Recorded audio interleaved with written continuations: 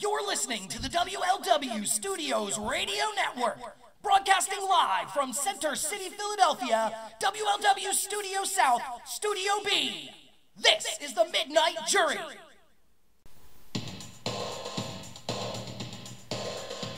You're listening to the Midnight Jury. Welcome aboard. I am your host, Mike Noringonger, and I'm alongside. I am Adam Henning. And we want you to light up your pipe, light up your cigar, whatever you need to do, sit in front of the fire and enjoy the debating that goes on here at the Midnight Jury. Adam, why don't you tell them what our first topic tonight on our inaugural show is going to be? We're going to have a lot of topics, but tell them tonight what our first topic is going to be. Well, the verdict will be delivered by the end of tonight's show on something called the New World Order, a.k.a. the NWO, a wrestling group or faction. Now, we want to let everybody know that, yes, WLW Studios, and me, Mike Noringonger, I even used to work for WLW Wrestling. But WLW Studios is a completely different venture right off the bat. We want to let you know that. For instance, on this show, on the Midnight Jury, me and Adam, we're going to be talking about a lot of things. Now, our roots are pro wrestling. So we will have topics on pro wrestling. That is our niche. But we'll have other things. Politics, horror movies, anything. Or anything that comes up. The Pope leaving. Any host of guy-related, pop culture, dork-related topics will be... Especially in the 80s and 90s. Especially in the 80s and 90s. We're going classic. When I say here on the Midnight Jury that we're going to talk wrestling, now we have friends. I mean, I guess I'm just going to go out there and I'm going to be straight up. We have our friends, the Shining Wizards. They've been friends of ours a long time. They're really into wrestling's present. If you watch WWE today, you watch TNA today, this is the podcast you want to listen to. They're really into the indie scene, and I don't want to take away anything from them. They know a lot about wrestling's past. They've had guests on the show like Jake the Snake, Lance Storm, Raven, Matt Hardy, and I mean, that's just to name a few. Just incredible. Go onto their website. It's shiningwizards.com. Check them out. Believe me, it'll be worth your while. What do you think about them, Adam? Yeah, the guys at the Shining Wizards do a phenomenal job analysis and kind of looking at the ins and outs of wrestling, past and especially present. But we know that there's a lot of wrestling fans out there that don't watch wrestling anymore. We really don't. We're going to be straight honest with you. Yeah, we love wrestling. But I could say that very safely for both of us that we eat, sleep, and breathe wrestling. Yeah, and you know what? That's why, along with other things, like I said, there's going to be so many other topics we go over in pop culture, especially in the 80s and 90s. I mean, we can get into friggin' new wave music, yes, if you want. Yeah, I mean, you just heard a little bit of a New Order in our opening. Yeah. And that, you'll be hearing that each and every time. But Adam right here, like we can talk about cacti. Cactuses. I grow cactuses. We could talk about shaving. Yeah, I am into luxurious shaving brushes. What kind and of things. brushes are you? What kind of animal hair? Badger hair is the preferred type of brush. Okay, we could talk about cigarettes, different types. Yeah. The type of smoke. Yes, different tobaccos that go into cigarette blends, that go into pipe tobacco blends. You could say that we're connoisseurs of many things. I was going straight up with you. Oh yeah, well, I mean that's straight up. I wanted to listen to you talk. For me, I can go crazy pop culture. I can talk to you for hours on Saved by the Bell, Melrose Place. Big fan of those shows. Oh yeah, New Kids on the Block.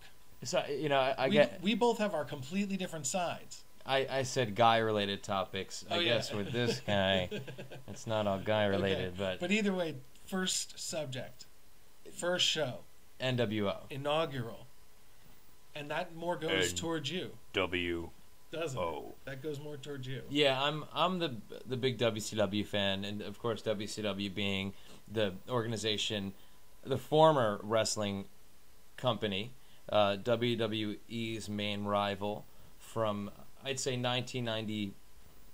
I'd say from the point that they started, which was technically 1988, as WCW. From that point until the point when they went out of business in 2001 and were actually bought out by WWE, their main rival. And for a period of years there, basically in the years we grew up, from the time we knew what wrestling was until 2002, 2001, yeah, it was WWF and versus WCW. WCW. And there was no one place that war between the two companies, that there's no one place that it could be viewed so clearly than on Monday nights, when you had WCW Monday Nitro, which was their flagship show, going head to head during the same time slot as WWF Monday Night Raw. And there will never be another time in wrestling that will ever be the same as the Monday Night Wars. I don't care what anybody says, and that's why I can't watch wrestling today, and that's why we will never talk about wrestling today until we get to the standards of the Attitude Era or the Monday Night War era. We're talking let's just be broad. I'm going to be really broad and say 95 to 2005. Yeah, that was just a great time in wrestling, because even from the time that Vince bought WCW and then acquired the rights to ECW, you thought he could do something really cool, or at least you held your hopes. Yeah. But then he slowly just destroyed it. Our hopes were still very high after he acquired WCW. Everybody thought, and he said, that he was going to bring WCW back as a separate company. I don't think any of us were banking on it, but we hoped that he would. Chris Flame of WLW fame, actually, did you see his ticket? No. He has an actual ticket that says Shane McMahon presents WCW Nitro, right? Yeah, or something. Or WCW event. Yeah, so it was at least in the planning stages for them to actually operate WCW as a separate entity. Looking back, though, it may be a good thing that they didn't start that, because if they had, we'd just have another crappy disaster ECW like venture. And we all know that Vince McMahon, every venture that he undertakes ever aside from WWF has been an absolute failure. And honestly, I am starting to kind of think that WWF has persisted despite him in some situations, as opposed to because of him. I think that he's actually been, like I said, a detriment to WWF, perhaps more times than not. I think he's been a detriment to WWF in the past 10 years more than at any time. Yeah, I mean, I'm a big WCW guy, but and that's controversial in itself. But I'm also a pretty big Vince Russo guy, and I will actually, and I'll get a lot of crap for this. I'll go out on a ledge and say that he is 80% the reason that WWF was so entertaining from 1996 to 1999 when he left and went to WCW. And part of the reason that he worked so well there is because he had Vince McMahon sort of as a filter. So everything that he put on the table, it wasn't all used, but Vince McMahon was able to be an effective filtering mechanism. He could pick and choose what he liked out of Vince Russo. Without Vince Russo running wild. Yeah. Like he ended up doing in WCW. And by that point, you can't blame him for them going down further. I think WCW, there were so many other issues. I mean, it became a mess. It was a complete mess. I mean, just for the historical significance and the entertainment value, it's worth it to go back and watch WCW from like the year 2000.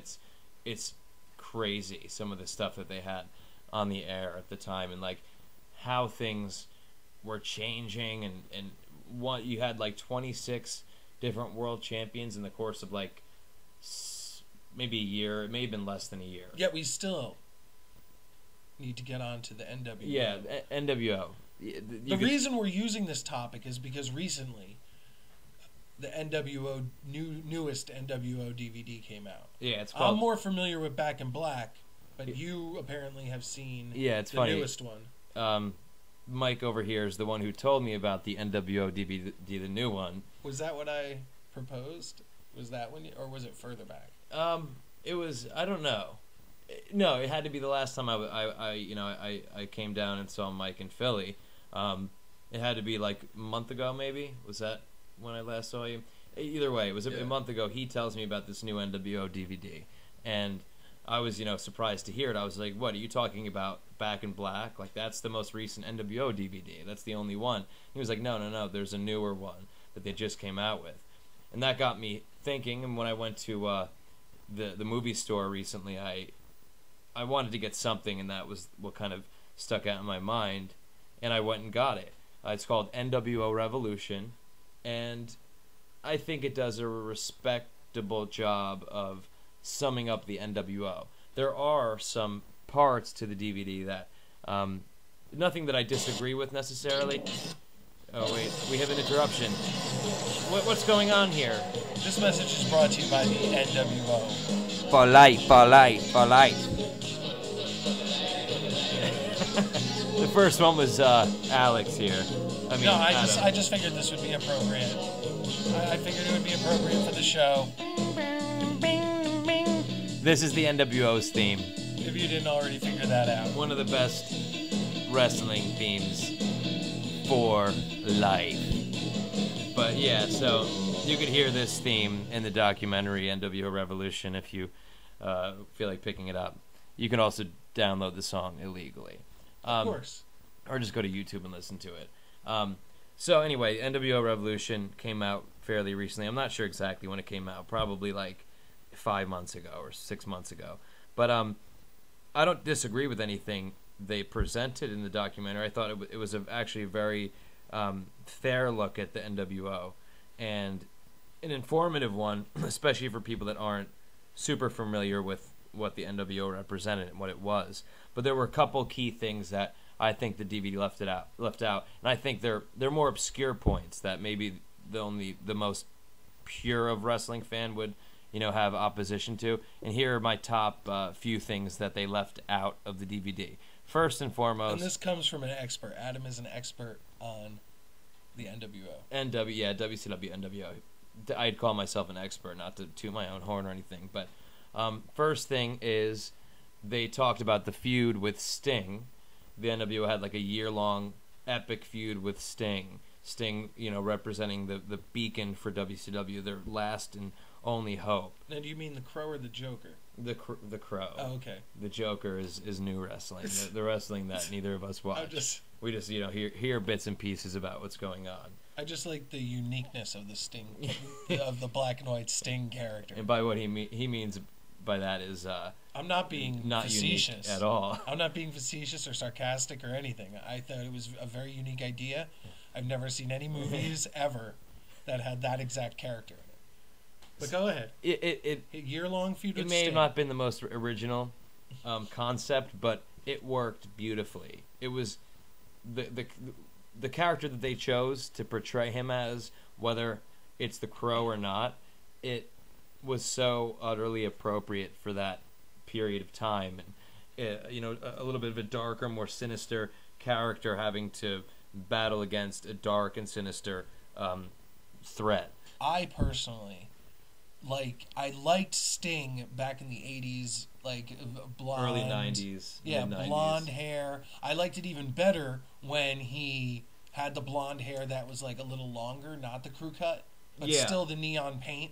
Yeah, he had longer. It was a brown shorter hair time, at a but period of yeah, time. I liked that. He was kind of evolving a little bit, but yeah. So Sting was their main adversary. It was a year-long feud. It was built up beautifully. It was epic wrestling, epic TV. Cody Rhodes, actually, Dusty Rhodes' son on the DVD, is saying that he says at one point that why is he weighing in on the NWO? He actually has some good insight. I would have said the same thing without having seen the documentary, but he was actually there the whole time. I understand. He was a kid with Dusty. Yeah, so he has a unique perspective because he's a fan. He was a huge fan at the time, but also he would be at the shows with his father. He'd be getting all the updates about what was happening with his father, and his father was sort of stringing him along and letting him believe that the NWO was actually sort of real. So he does actually have a unique perspective, and he actually has like the sort of storytelling abilities that Dusty Rhodes has, that sort of the ability to tell a kind of a sprawling epic verbally. Anyway, an ability that I clearly don't have, as I ramble on and on and on. Anyway, so the few things that I have a problem with on the DVD. They talk about the Sting feud, which was epic, as I said, but they make no mention of the NWO Sting. How the fans were led to believe that Sting turned on WCW and joined the NWO, and it turned out to be an imposter Sting. And it wasn't like the imposter Sting was just around for that one time where they tricked everybody. The imposter Sting remained in the NWO for at least another year, and he was, in a lot of the clips they use in this documentary, you see fake Sting in the background. And I thought that that was a part that they could have utilized, they could have shown that. And also, imposter Sting is more popular than regular Sting in Japan. He was actually the leader of NWO Japan, so he actually does have some serious significance in wrestling and in the NWO. And that leads me to my next point, which is the fact that they were trying to show how the NWO was, how pervasive the NWO was, and how it was everywhere, and they had so many members. And I think no fact represents that pervasiveness better than the fact that there was a Japanese contingency, or contingent. I don't know which one is better there, but there was a Japanese contingent of the New World Order. So they had the American New World Order, then they had the Japanese New World Order. I thought that was unlike anything else that had ever happened in wrestling, that this group was so big that they were global. They didn't make any mention of that, and they actually didn't make any mention of the Japanese members, because Masahiro Chono and the Great Muta were both in the NWO, and they appeared in WCW as well in the NWO. They didn't make any mention of them. And then they also, the final thing, and the reason I'm kind of hogging the airtime is because Mike hasn't seen the DVD yet, but I'll let him respond when I'm done here. The final thing is the fact that when the NWO splintered into the red and black NWO, the Wolfpack, and then the white and black, which it was originally, that you had the two different groups, they didn't really delve into that like I thought they should have. They talk about the Sting NWO feud, and then before you know it, in the documentary, Sting's in the red and black NWO. And that's something that I think that people don't give enough credit to, that period of the NWO's history, when there was dissension within the group and they split into two groups. And the Wolfpack was wildly popular. The DVD portrays it as if the Wolfpack and the splintering of the NWO was the reason that the concept failed. But in reality, in my opinion, the concept did not fail. The concept was wildly popular. It was just the fact that WWF was starting to gain momentum.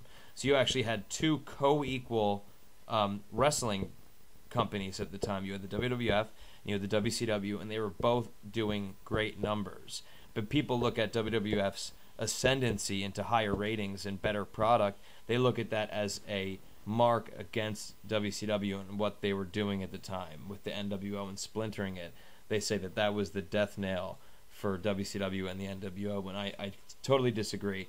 The NWO sort of really went away when they rejoined each other. So they splintered into two groups, and then in early 1999, they merged back together with Kevin Nash laying down for Hulk Hogan and allowing him to beat him for the world title, which is like another point that people kind of hold up as the death nail of WCW. I would say that was the beginning of the end for WCW. Now, hold on. Here's what I thought the beginning of the end of the NWO was. And of all your points, okay, yeah, I agree that if they're going to make a comprehensive DVD and they want to call it like it's like the essential DVD for the NWO. That's what this should have been, because they already released a DVD in 2002. This should have been the comprehensive history of the NWO. Because I really doubt we're going to see another NWO. Yeah. So they have all the stuff they need. They can really make it like, very comprehensive, very good. Because it's not like you're going to have little kids, like tons of little kids going out to buy it. You're going to be having fans who remember it. Mm-hmm. Or, stuff like that. Dedicated wrestling fans, even if they're newer ones, they're people that are obviously interested in this information. Yeah. So they should have added, if they left stuff out that was very as comprehensive as the fake Sting being there for a year and them like really just not even mentioning it. That's a problem. But to me, it's all useless because that whole idea is stupid. And the whole idea of the NWO when it's turned into all those jobbers is stupid. I think that the NWO was good when it was Hogan, Hall, and Nash. I think they're not. Let me explain how it is here. The NWO was good when it was Hogan, Hall, and Nash. It made sense. It was an amazing idea. It was a great idea how they brought them in. All of that stuff. Adding some members, good idea. But the correct members. Nobody expected the Giant to turn. So when the Giant turned, like, that was big. So that was worth it. So adding him as a fourth member, fine. Okay, I understand that. But when you have everybody joining the NWO, it waters it down so friggin' fast and so quick that it just made it into a big friggin' joke because members were just useless, not needed. And if you had all the most powerful members in WCW, you could take over the Fed. I mean, like, who gives a crap about jobbers? They don't matter. 80 Vincents. 80 Vincents. And that's Virgil, however you want to, whatever you want to call him. 80 Vincents, 80 Virgils are more powerful and in real life and in wrestling could beat up 5 Hulk Hogans. That's not true. Because currently in wrestling, and I know you don't watch wrestling, but I'm sure you'll believe me because it's the truth, John Cena can fight off like 5 or 6 people at a time. So if you multiply 5 times 5, you get, 25 to 1. Yeah. 25 to 5. Yeah. But like my point being is that if you add the right members, the Giant counts as 2 people. I'm okay? not. So if they brought in Giant and they brought in Savage and Elizabeth, and they, they made when the turns happened or when people joined the NWO, it was a big deal. It was like that. Wow, somebody joined. I would have been much better with the situation. It turned into a washed-down mess so quick that there was the end of the NWO. See what Mike here is failing to realize is that the NWO started bringing in the lower tier wrestlers. By lower tier, I mean the big boss man at the time, known as Big Bubba in WCW. They brought him in right away. They brought in VK Wall Street. I don't remember if he was called Michael Wall Street at the time. He was called both in WCW, Michael Wall Street and VK Wall Street. I forget which one he was at the time, but he joined the NWO very quickly. And then Ted DiBiase joined the NWO very, very quickly.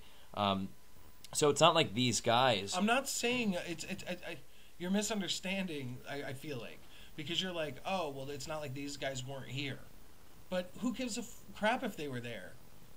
Like they shouldn't have been there. It should have been anybody who joined the NWO.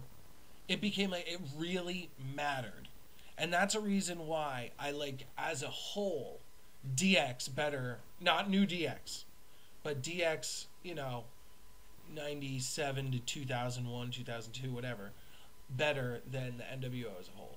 I like the way NWO started kind of a little bit better, but I like what DX did for the business and how they made it more of an elite thing. Like, they would trick people way more to thinking they're members and, then screwing them over and, you're not a member, whatever, things like that. NWO, it's geez, anybody could join the NWO. Well, here, let me address that. The reason that the lower tier wrestlers joining the NWO made sense is because the NWO wasn't just a regular wrestling faction of guys that were looking out for each other and wanted, the main eventer in that group wanted the world title, and the tag team wrestlers in that group wanted the tag team titles, and the guy right under the top dog wanted the U.S. title. It wasn't like that. The NWO was an invasion force. The NWO was supposed to be a sort of wrestling company of its own. And that's actually what they intended on doing. They wanted to have the NWO. No, I understand all that. But the point is that that's almost like Vince thinking ECW is going to work, or them trying to venture out into a product that's just not going to work.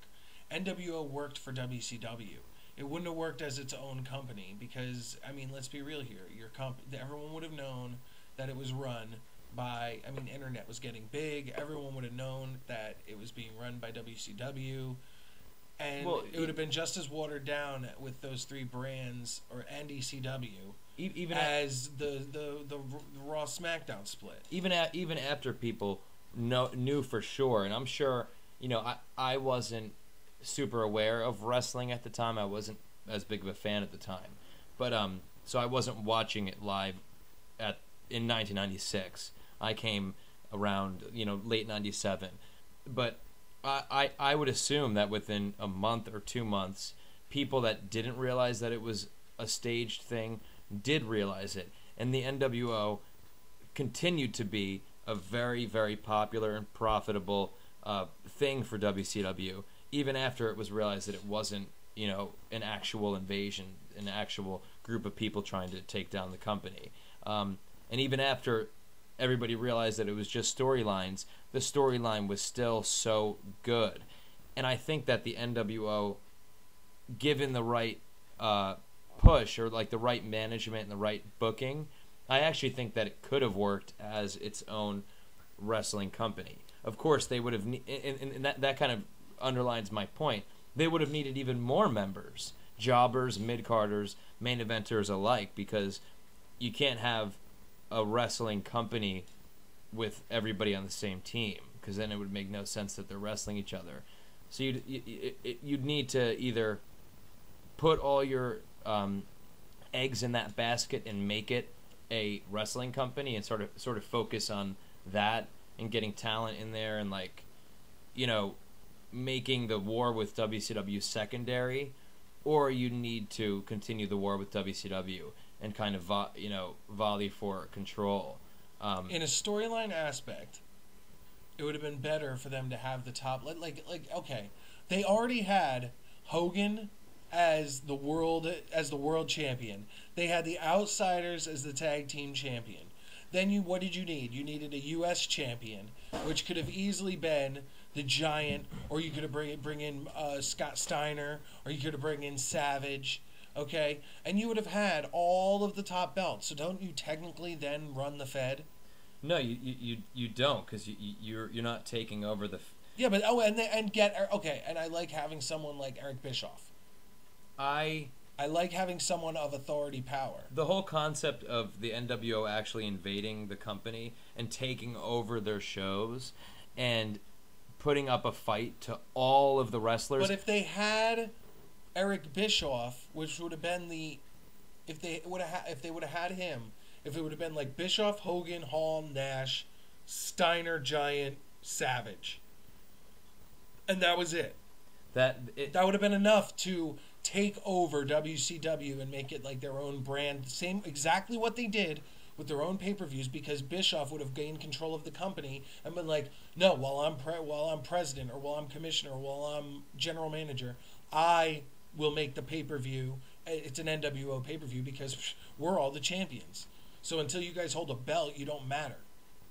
I would say that the reason that the NWO worked so well is because it blurred. You're telling me it couldn't have worked that way? It couldn't have worked the same way. How? And they could have done the exact same thing they did. Because if you think about it, okay, let's say they decided they get all those guys, and then you have, let's say you get one cruiserweight. I don't care, pick one, they're all the same. 6. Okay, boom, 6. Okay, so once you have Eric Bischoff, he basically gains control of WCW, whatever, and makes the pay-per-view NWO. Okay? Without all those extra useless characters, you could have the main event have Hogan in it as the champion. You could have an undercard match with Steiner versus someone in another feud, like Steiner versus DDP. Then in a match before that, you could have the Outsiders versus whoever, right? Then earlier in the show, you could have the U.S. title, Savage and Elizabeth versus whoever. And then an opening card match, you could have 6 cruiserweight champion versus whoever. So yeah, there's a few other matches in the card, but you don't need to fill up every single match in the card. Eric Bischoff could literally be like, oh yeah, and these guys seem to be having a problem, so they could and create a feud around that. Oh, it could be settle your score at NWO's whatever, uncensored. That just seems very WWE to me. No, but it's just so stupid. Just getting by with the least amount of wrestlers possible. The aspect that I like. You'd already have someone in almost every match except for like one or two. The aspect, you'd have all the belts, you'd have the owner. The aspect that I liked about WCW more than WWE is the fact that they had an almost bottomless list of wrestlers. That there was constant variety.